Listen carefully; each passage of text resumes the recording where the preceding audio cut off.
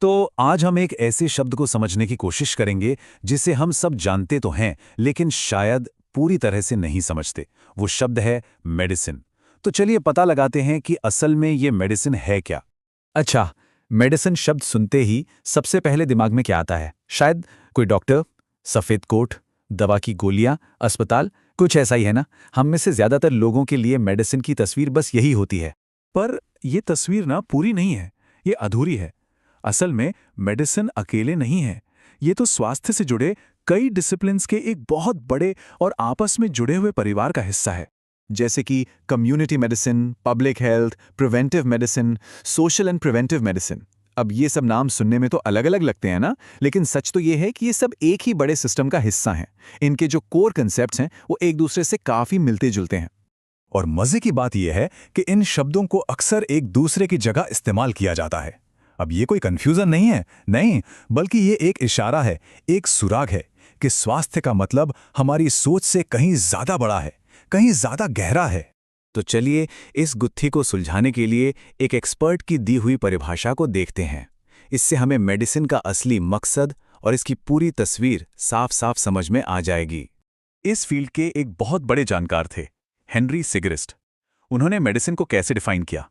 उन्होंने कहा कि मेडिसिन का काम सिर्फ इलाज करना नहीं है, इसका काम है हेल्थ को प्रमोट करना, बीमारियों को रोकना, बिगड़ी हुई सेहत को वापस पटरी पर लाना और तो और लोगों को समाज का एक प्रोडक्टिव और संतुष्ट सदस्य बने रहने में मदद करना।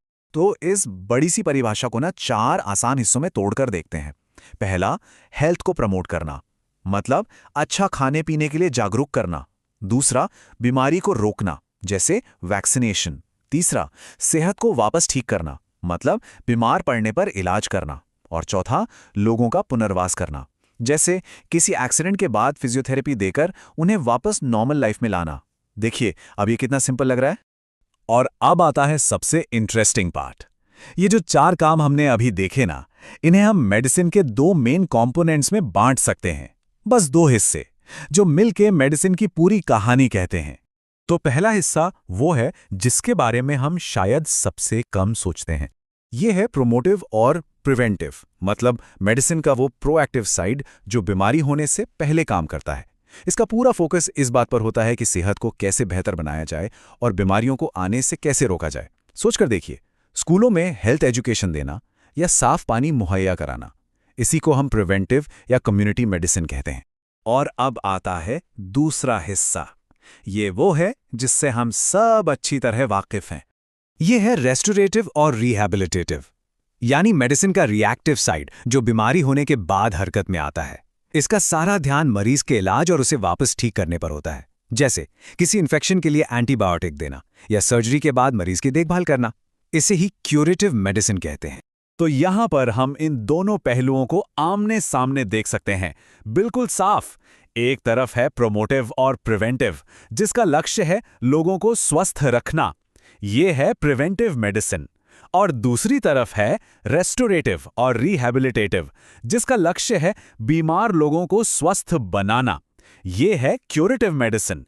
एक है प्रोएक्टिव, दूसरा है रिएक्टिव। तो अब सवाल ये उठता है कि ये सब जानना इतना जरूरी क्यों है? मेडिसिन की इस पूरी तस्वीर से आखिर क्या फर्क पड़ता है? देखिए, जब हम मेडिसिन के इन दोनों साइड्स को समझते हैं ना, तो हम अपने पूरे हेल्थ सिस्टम को और अपनी खुद की वेलबींग को भी कई बेहतर ढंग से समझ पाते हैं।